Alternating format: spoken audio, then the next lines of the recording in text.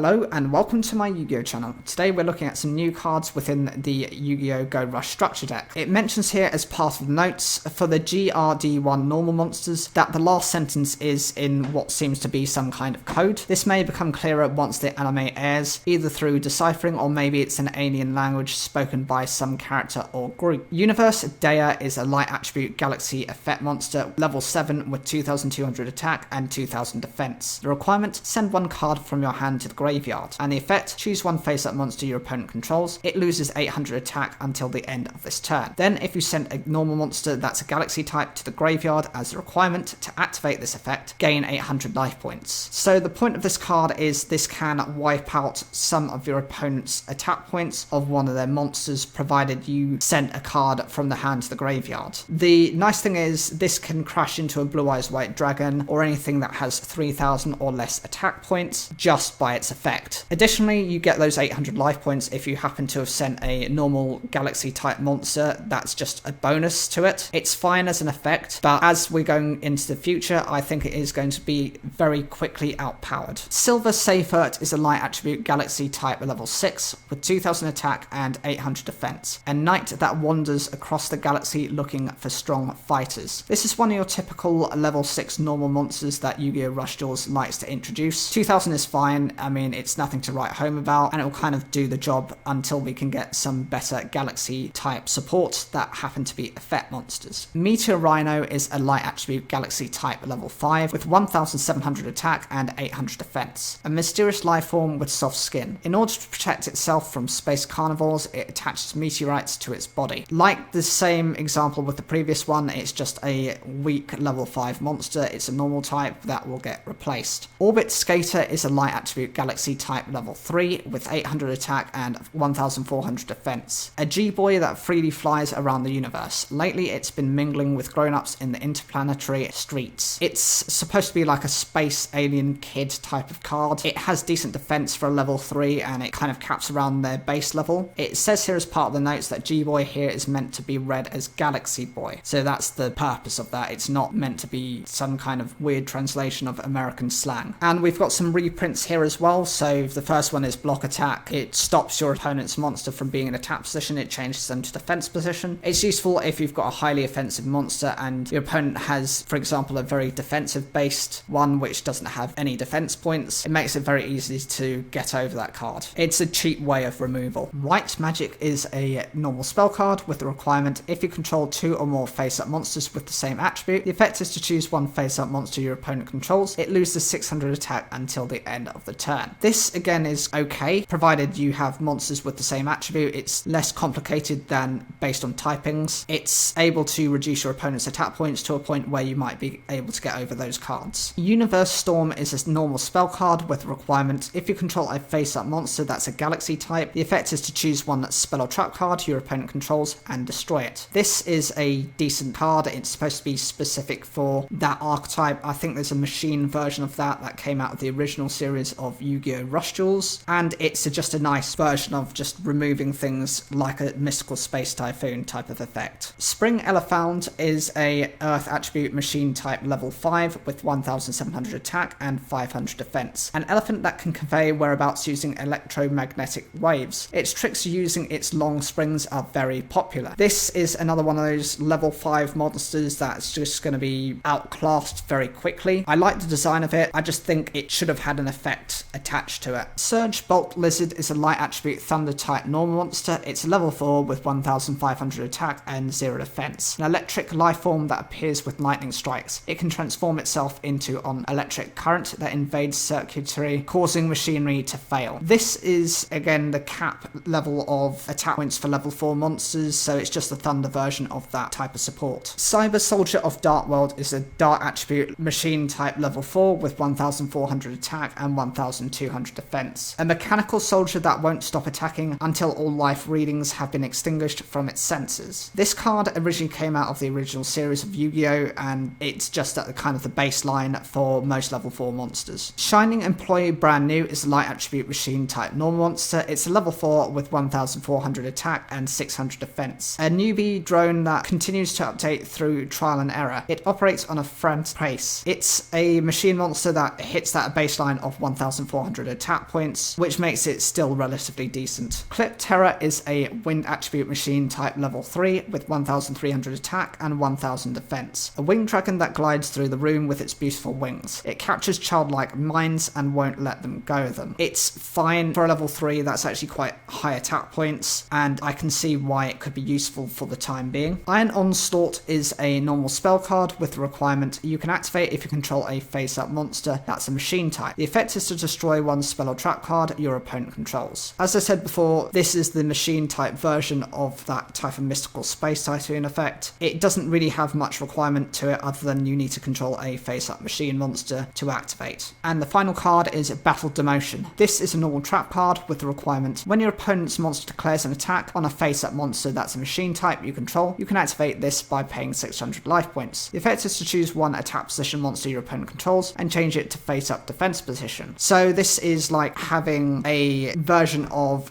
block attack, but as a trap form. It does cost you 600 life points, and you do have to run it in a machine style of deck. It can only be responded to when your opponent activates and declares an attack, so there is that limit to it. It could be destroyed before you ever actually get to use it. Overall, it's fine as a card, and I think the cards that have been introduced within this are quite decent, but many of the reprints are only there just to kind of add into the bulk of the structure deck. Some of them will have their uses, some of them will be quite forgettable, and as the time goes through and we just get more support, these will definitely be forgotten about. Overall, I don't think any of them is particularly kind of standing out to me. I suppose if I was to say Universe Dia is the best of the bunch. Whatever you think, whichever ones you like, put those in the comments down below. I'd like to hear that. And make sure to watch the end screen to see another video looking at the new structure deck support.